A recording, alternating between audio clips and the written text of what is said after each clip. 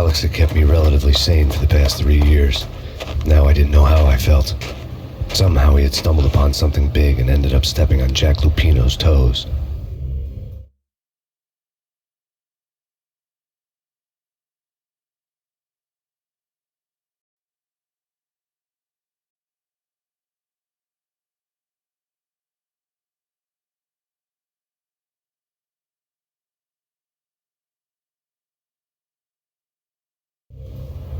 Lupino ran his racket of sex, drugs, and conch from a sleazy hotel in a slum block of tenements.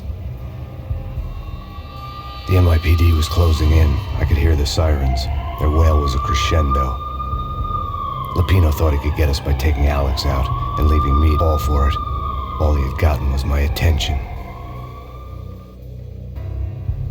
Hotel first. It was a sad old thing with flickering lamps and faded cup, cheap mobster punks and tired-eyed prostitutes. I walked straight in, playing at Bogart, like I'd done 100 times before. The place was run by a couple of murdering mobsters with shark smiles. The Finito brothers. Ladies and gentlemen, it's the Payne in the butt. Get a max. You're killing me. Did you make that up yourselves, or you get some wino downstairs to come up with it? Don't answer that. A rhetorical question. I got something for the boss, Lupino or... That kind of depends on who's asking. A friend or a junk squad plan. Don't answer. It's one of them, how do you put it, rhetorical questions. Lupino ain't here, but he says bye. Lupino wasn't in his cheap hotel. Instead, I ran into the Finito brothers. My cover had been blown. The door slammed shut behind me. And then I was dodging bullets like raindrops. Payne in the butt. Ha ha! Payne to the max. Junk squad thing. Gotta take it to Marble City for you. Keep and lying down. Bring it in.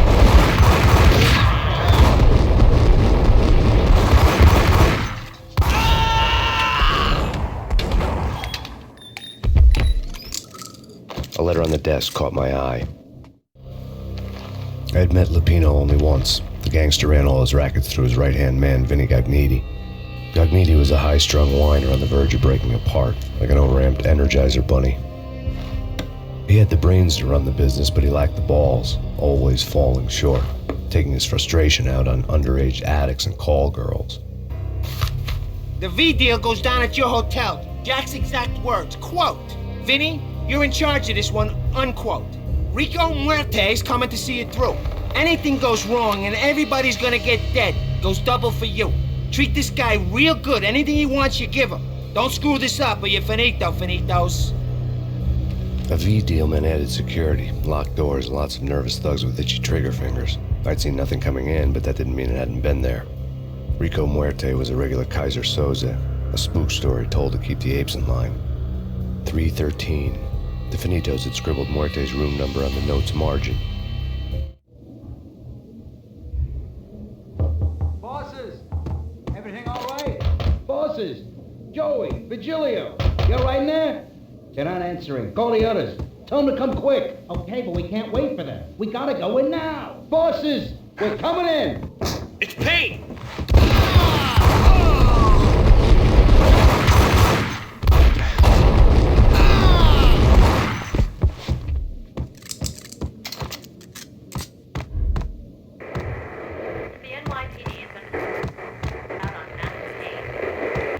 In his press conference today, the mayor stated that Valkyr represents a clear danger to New York and called for drastic actions to eliminate the problem. On today's top story, the Valkyr crisis worsens with the murder of DEA Special Agent Alex Balder. Special Agent Balder had been shot repeatedly from a point-blank range. The gunman has been identified as Max Payne. The noose is sure to tighten around this fugitive criminal as more NYPD units join the search to apprehend him. I had just gotten my 15 minutes of fame.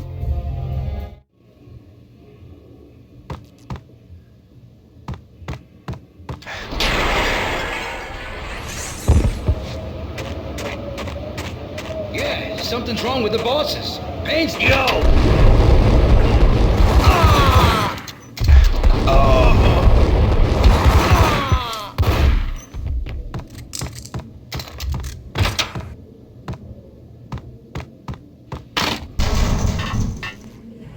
Hold it!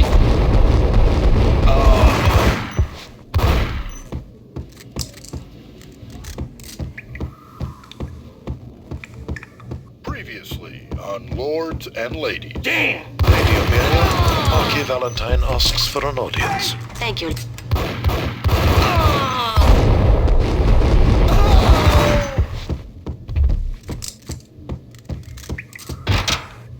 There he is! I saw!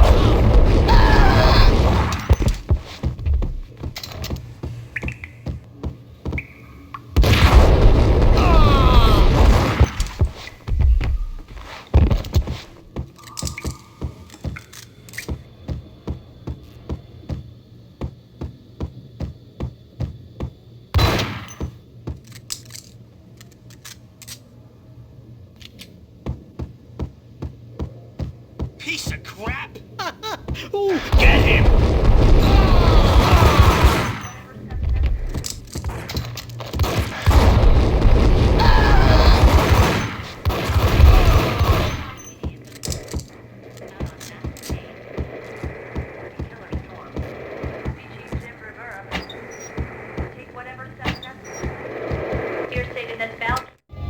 Tonight, the city's fight against the nightmare drug Valkyr took a turn for the worse as DEA Special Agent Alex Balder was found brutally slain at the Roscoe Street subway station. A suspect was seen leaving the site only moments after the shots had been fired, and the NYPD is currently in pursuit of Max Payne, a repeated felon believed to be armed and extremely dangerous. And now the weather. The worst winter storm in recorded history continues to pound the city.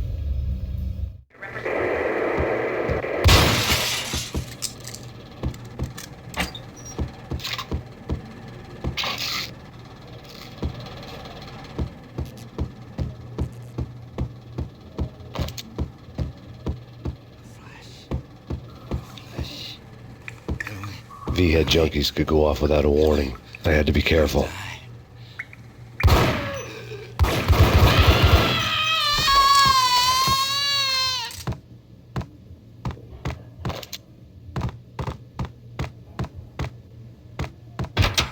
Get him!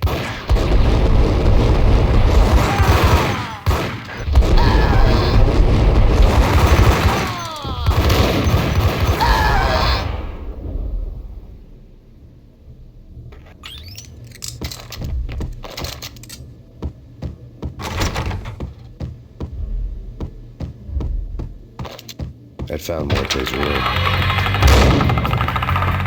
Muerte had received a letter.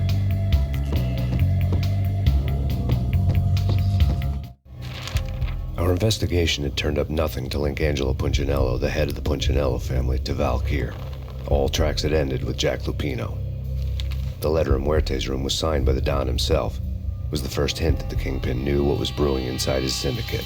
The trouble you got into after the Chicago screw-up. The Punchinello family bailed you out. You have been waiting for a chance to pay us back. One of our trusted boys has a monkey the size of King Kong on his back. And we need your special skills for backup on a major deal. Collecting evidence had gotten old a few hundred bullets back. I was already so far past the point of no return I couldn't even remember what it looked like when I had passed it.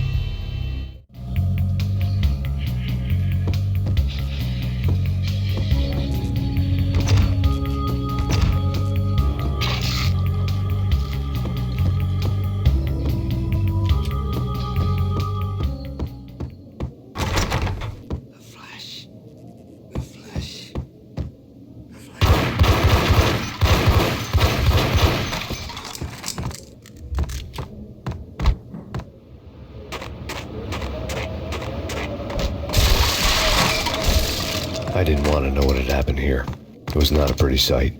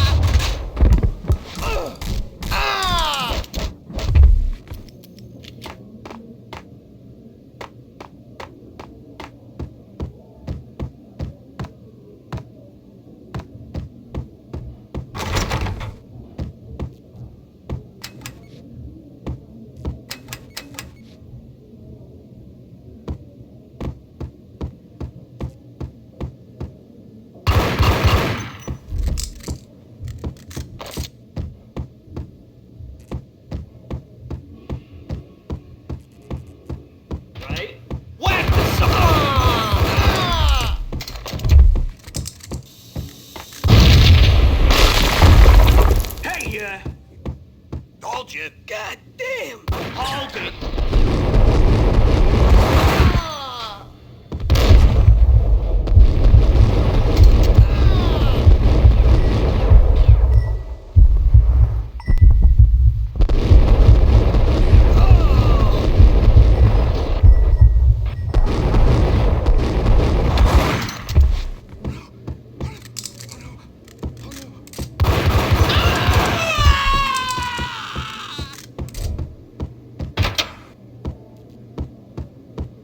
The hooker had left her diary.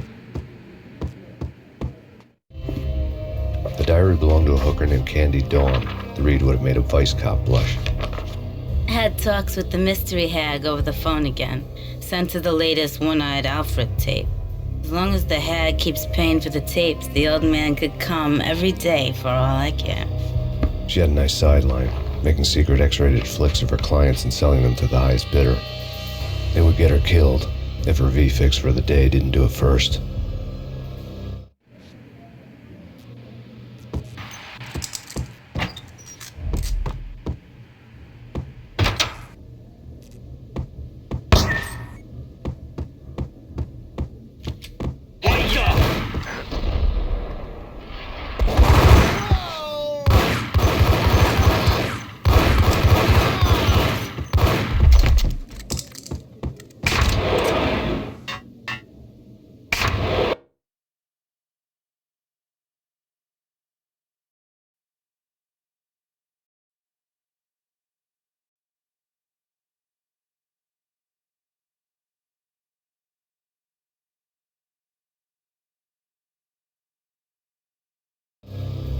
The old service elevator rumbled down to the bowels of Jack Lupino's hotel.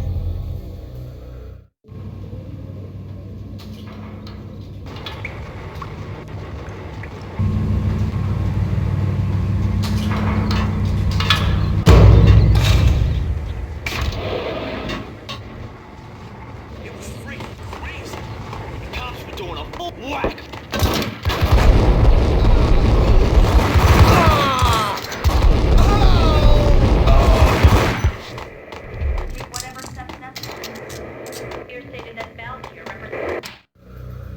A winter storm warning is in effect in the whole tri-state area, as both freezing rain and heavy snowfall continue. Many roadways are already closed, and people are advised to stay indoors. The severe blizzard has ravaged New York for 3 days now, with no end in sight. We'd been snowed from the start in the Valkyr case. The forecast said there was plenty more where that had come from. But the snowbound city was on my side. Less chance of innocent bystanders getting caught in the crossfire.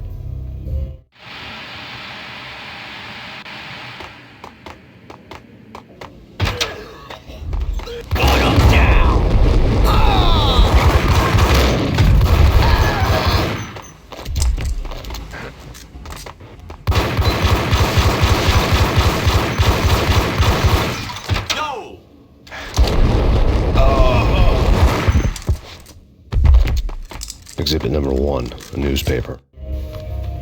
A dead man tied to a chair lay on the boiler room floor. Captain Baseball Bat Boy has an unbeatable track record in superhero death matches. But a 6-pack of root beer gets me every time. The murder weapon was a baseball bat, now lying in a pool of drying blood next to a newspaper folded open on a Captain Baseball Bat Boy comic strip.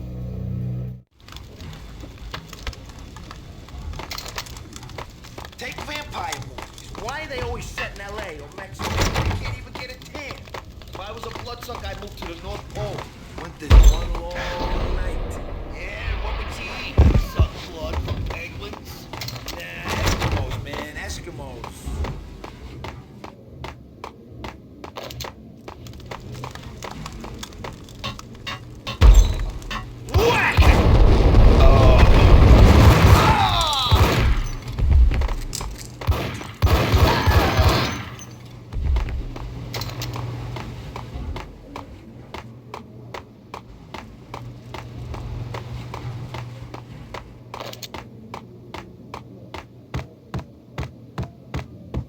Chill with the guns. Trust me, you don't want to piss Muerte off.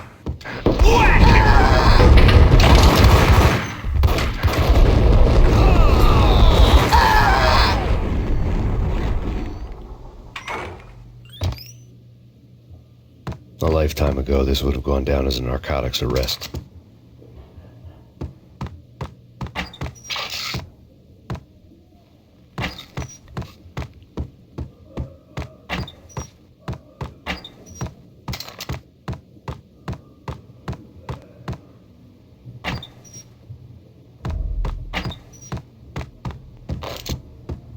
There was a key on the table.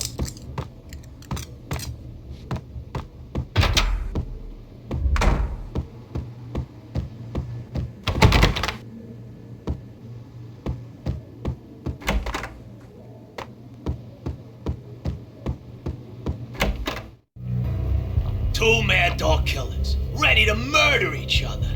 They step into the next room, and I'm thinking, now they're gonna do it. But no, they sit down in front of a TV and solve their differences with a kung fu fighting video game. I tell you, Candy, I was so depressed, I strangled them both with the video game cables. Oh, Rico, you're so bad. I am, ain't I? Rico, big time hustler. Who the hell? It's that cop. For his gun.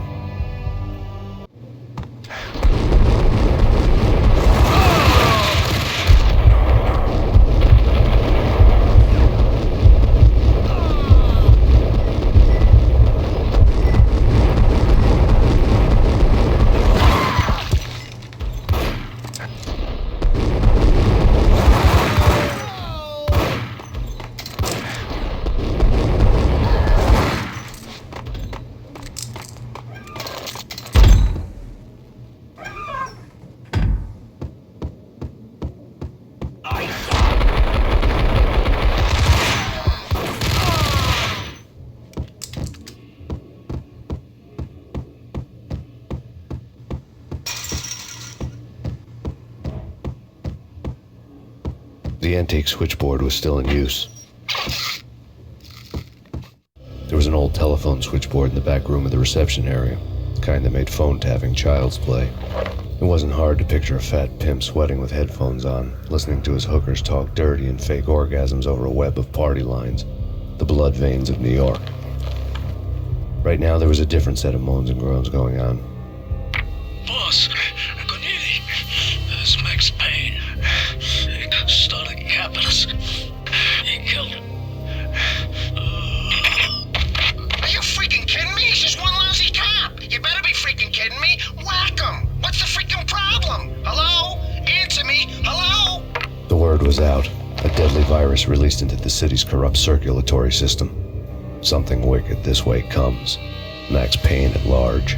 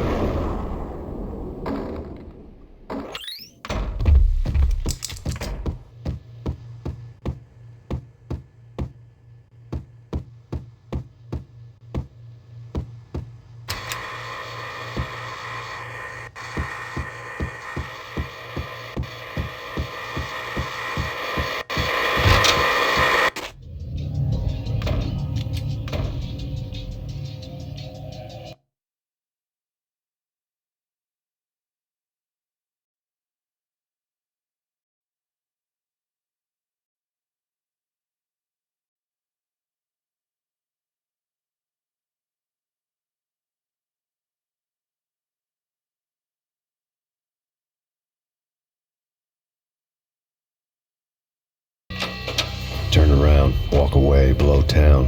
That would have been the smart thing to do. Guess I wasn't that smart. Lupino's tenement buildings were a seedy hangout for all kinds of sleaze. A liquor store, a pawn shop, a laundromat full of mobster bookies and loan sharks. The list went on. The how and why of it was a mystery to me, but they knew I was a cop. They knew I was coming, and they were going to get real trigger happy about it. I got to see Lupino's hangout all lit up. A bomb went off, turning snow into liquid gold. A pillar of fire lifted the remains of a car straight up into the air. The flames were highlighted on the hood of a black Mercedes-Benz as it coasted down the street real slow, as if the driver didn't have a worry in the world. I got a good look at the man riding shotgun. It was Vladimir, the head of the local mob, the fly in Don Punchinello's suit. The ringing in my ears was the sound of a mob war being waged.